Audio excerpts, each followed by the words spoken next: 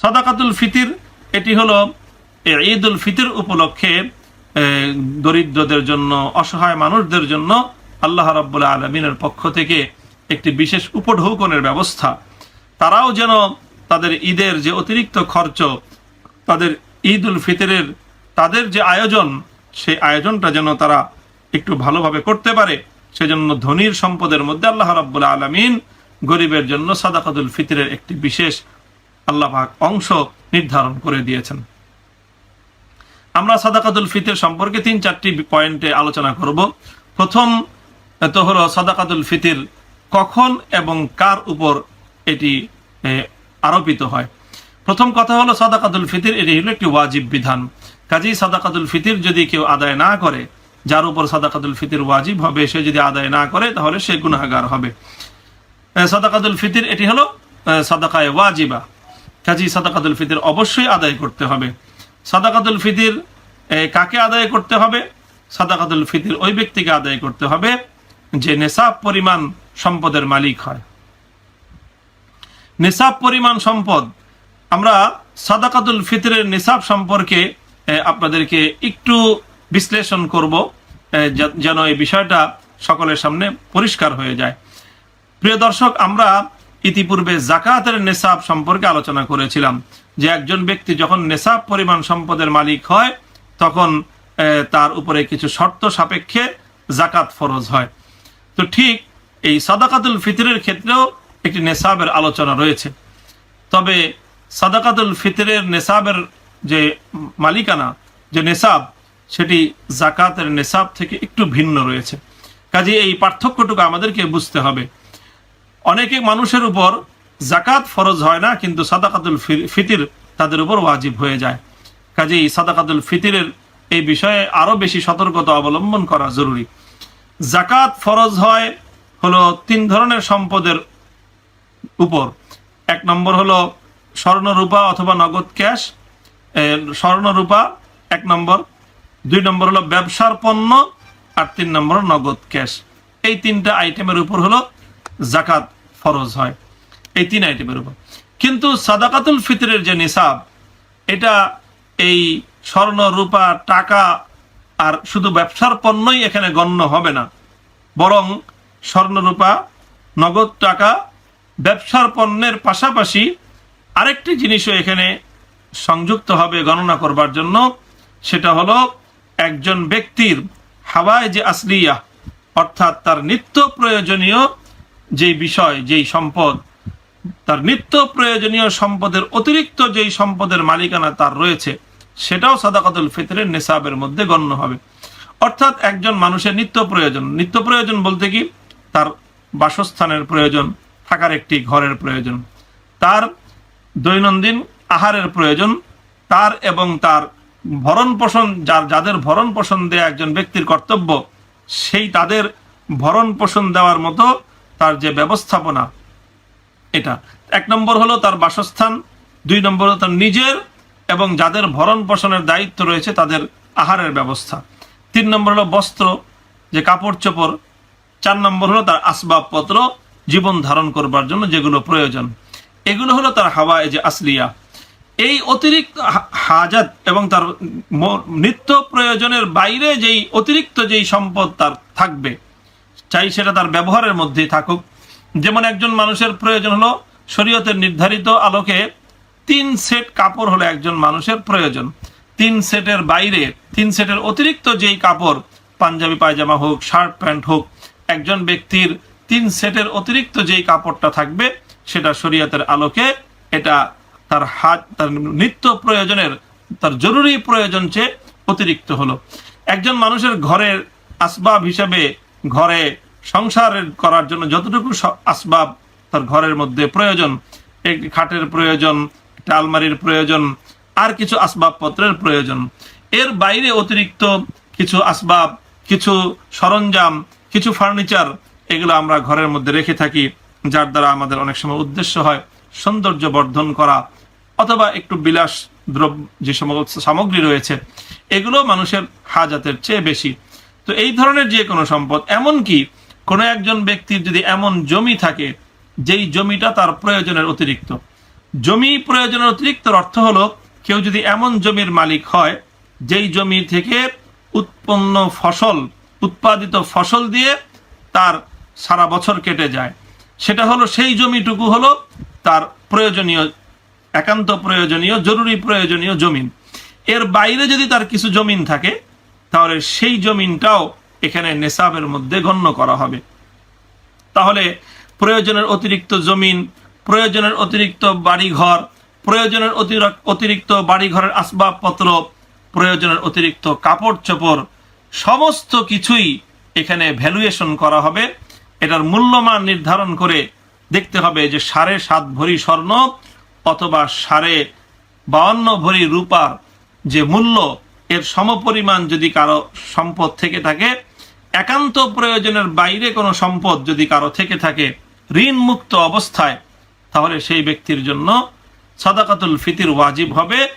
ঈদুল ফিতরের সুবহে সাদেকের সময় যদি সে এই পরিমাণ সম্পদের মালিক থাকে তাহলে তার উপরে সাদাকাতুল ফিতর ওয়াজিব হবে। প্রিয় দর্শক, এই বিষয়টি আমরা খুব লক্ষ্য করি। অনেক মানুষ সমাজে আছে যে যারা দেখা যাচ্ছে জাকাত ভক্ষণ করছে, সাদাকা ফিতর ভক্ষণ করছে, অথচ তার নিজের উপরেই সাদাকাতুল ফিতর ওয়াজিব হয়ে আছে। সাদাকাতুল ফিতর ওয়াজিব হওয়ার জন্য আহামরি কোনো সম্পদের প্রয়োজন নাই। সাদাকাতুল ফিতর ওয়াজিব হওয়ার জন্য স্বর্ণের প্রয়োজন নেই, রূপার প্রয়োজন নেই, নগদ ক্যাশ থাকার প্রয়োজন নেই, ব্যবসা বাণিজ্য থাকার প্রয়োজন নেই। বরং একজন সাধারণ মানুষ, তার যদি একটি ঘর থাকে, 3 সেট কাপড় থাকে, ঘরের প্রয়োজনীয় আসবাবপত্র থাকে, আর ঘরের তার সংসার পরিচালনার জন্য কিছু জমি আছে, যেই জমির ফসল দিয়ে তার সংসারের সারা বছরের তার খাদ্যের প্রয়োজনটুকু পূরণ হয়ে যায়, এর চেয়ে বাইরে যদি তার 2-4 শতাংশ জমিনও থাকে তাহলে সেই জমিনের মূল্য কিন্তু 52 ভরি রূপার চেয়ে অনেক বেশি হয়ে যায়। তখন তার উপরে সাদাকাতুল ফিতর ওয়াজিব হয়। এই ব্যক্তির উপর সাদাকাতুল ফিতর ওয়াজিব হয় যে নেসাবের মালিক।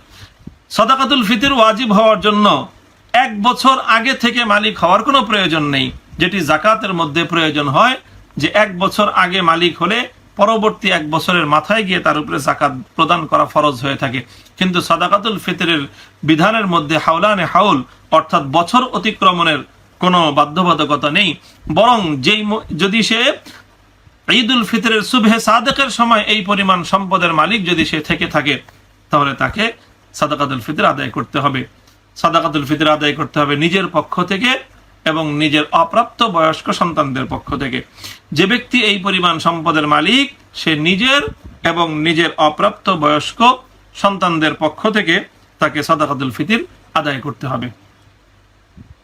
প্রিয় দর্শক, সাদাকাতুল ফিতর সে কিভাবে আদায় করবে, এই বিষয়টি হলো এখানে আরেকটি গুরুত্বপূর্ণ বিষয়। সাদাকাতুল ফিতরের ব্যাপারে রাসূল আকরাম সাল্লাল্লাহু আলাইহি ওয়াসাল্লামের হাদিসের মধ্যে বেশ কয়েকটি খাদ্য পণ্যের বিবরণ এসেছে, যেই খাদ্যদ্রব্যগুলোর মাধ্যমে সাদাকাতুল ফিতর আদায় করা যেতে পারে। 5টি খাদ্যদ্রব্যের বিবরণ সাদাকাতুল ফিতর মধ্যে বর্ণিত হয়েছে।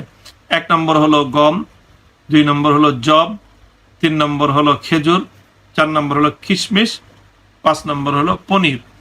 এই 5টি খাদ্যদ্রব্যের বর্ণনা রাসূল সাল্লাল্লাহু আলাইহি ওয়াসাল্লামের হাদিসের মধ্যে এসেছে। তো সাহাবায়ে কেরাম সাধারণত প্রথমে এইভাবে এই খাদ্য দ্রব্যগুলোর মাধ্যমে সাদাকাতুল ফিতর আদায় করতেন। কেউ জবের মাধ্যমে করতেন। 1 সা পরিমাণ জব, 1 সা অর্থ হলো প্রায় 3.5 কেজি, বর্তমান আমাদের হিসাব মতে 3.5 কেজির চেয়ে একটু কম হয়। তো এইভাবে এই 3.5 কেজি জব, 3.5 কেজি খেজুর, 3.5 কেজি পনির অথবা 3.5 কেজি কিশমিশ এর মাধ্যমে সাহাবায়ে কেরাম সাদাকাতুল ফিতর আদায় করতেন। এরপরে হযরত আবু সাঈদ খুদরী রাদিয়াল্লাহু তাআলা আনহু থেকে একটি বর্ণনা এসেছে সহিহ মুসলিম শরীফের মধ্যে। তিনি বলেন যে কুন্না নুখরিজু ইযা কানা ফিনা রাসূলুল্লাহ সাল্লাল্লাহু আলাইহি ওয়াসাল্লাম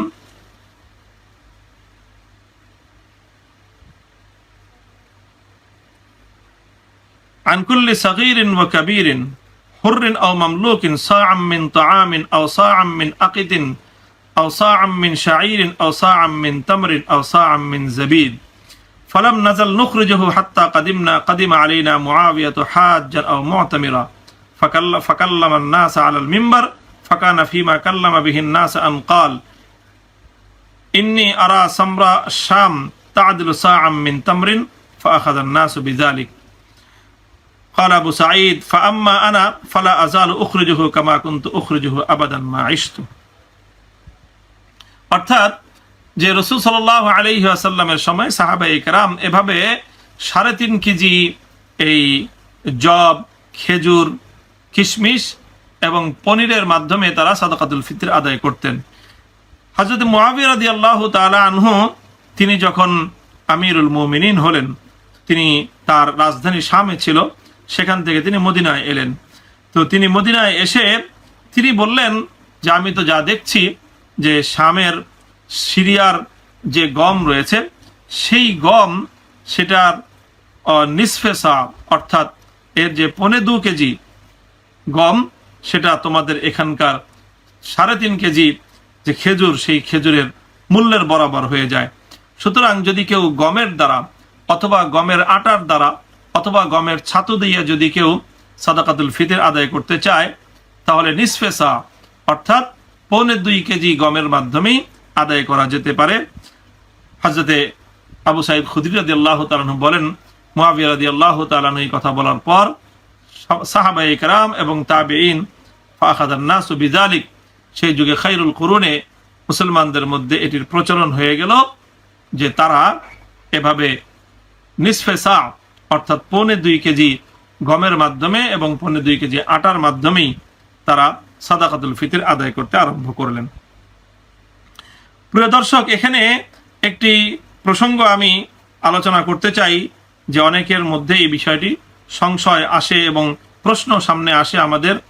সেটি হলো যে অনেকে বলে থাকেন যে সাদাকাতুল ফিতর এটি খাদ্যদ্রব্যের মাধ্যমেই আদায় করতে হবে, সাদাকাতুল ফিতর খাদ্যদ্রব্যের মূল্য দিয়ে আদায় করলে আদায় হবে না, এরকম একটি প্রচারণা রয়েছে।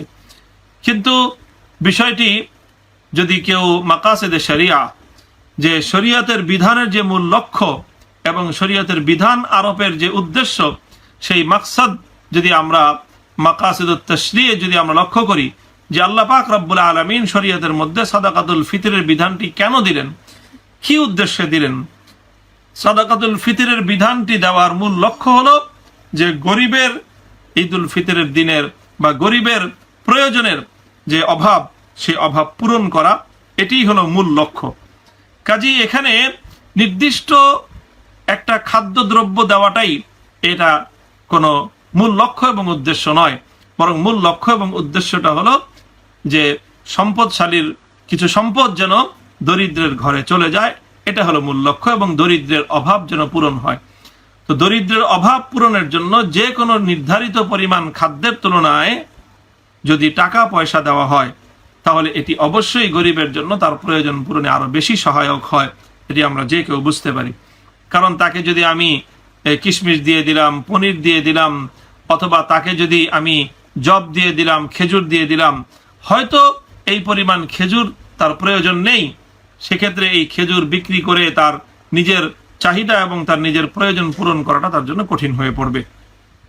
এই জন্য সাহাবায়ে কেরামের যুগেই এই মূল্যায়ন বা ভ্যালুয়েশন, যে এই ভ্যালুয়েশনের যে বিষয়টা, এটা কিন্তু খায়রুল কুরুন এবং সাহাবায়ে কেরামের যুগেই আবু সাঈদ খুদরী রাদিয়াল্লাহু তাআলা আনহুর বর্ণিত যে হাদিস আমি একটু আগে আপনাদের সম্মুখে উপস্থাপন করলাম, সহিহ মুসলিমের হাদিস, সেই হাদিসের আলোকেই সাহাবায়ে কেরামের যে আমল, তাদের যে তাওয়ারুস, সেটি এটি প্রমাণিত হয় যে সাহাবায়ে কেরাম যে নিসফে সা অর্থাৎ আধা সা যে গম, সেটিকে তারা ভ্যালুয়েশন করেছেন 1 সা খেজুরের সাথে। ভ্যালুয়েশন করে তারা হযরত মুআবিয়া রাদিয়াল্লাহু তাআলা আনহুর যেই উত্থাপনের ভিত্তিতে সমস্ত সাহাবায়ে কেরাম সেটাকে গ্রহণ করে নিয়ে তারা ভ্যালুয়েশনের মাধ্যমে নিসফে সা গম, আটা অথবা গমের ছাতু ইত্যাদি তারা দেয়া শুরু করলেন। এই যে সাহাবায়ে কেরাম যেই বিষয়টাকে তারা গ্রহণ করলেন, তারা হুম আ'লামুন নাসি বিমাকাসিদিশ শরিয়া, সাহাবায়ে কেরাম করতে পারতেন, ভালো বুঝতে পারতেন। কাজে এই জন্য ইমাম তাবেঈ আবু ইসহাক আস-সাবিঈ রাহিমাহুল্লাহু তাআলা আনহু তিনিও এই কথাই বলেছেন রাহিমাহুল্লাহ। আবু ইসহাক আস-সাবিঈ রাহিমাহুল্লাহ তিনি বলেন, আদরাকতুহুম ওয়া হুম ইউতুনা ফি সাদাকাতি রমাদান আদ-দারাহিমা বিকিবাতিত তাআম। তিনি বলেন যে আমি যে সাহাবায়ে কেরামের যুগে ব্যাপকভাবে তারা ভ্যালুয়েশনের মাধ্যমে খাদ্যের মূল্য নির্ধারণ করে তারা সাদাকাতুল ফিতর আদায় করতেন। কাজেই সাদাকাতুল ফিতর